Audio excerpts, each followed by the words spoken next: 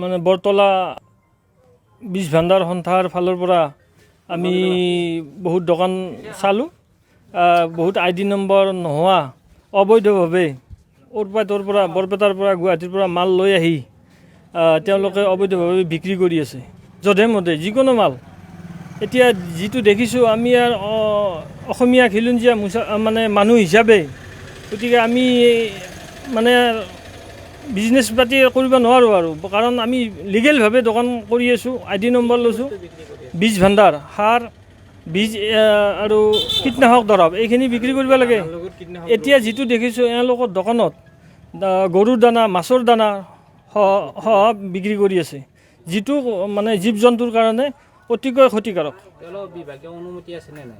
এইটোতো আমি যিটো দেখিলোঁ বিভাগীয় অনুমতি কোনো বোধেই নাই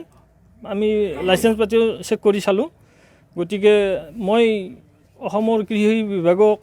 অনুৰোধ কৰোঁ তেওঁলোকে যাতে বিহিত ব্যৱস্থা লয়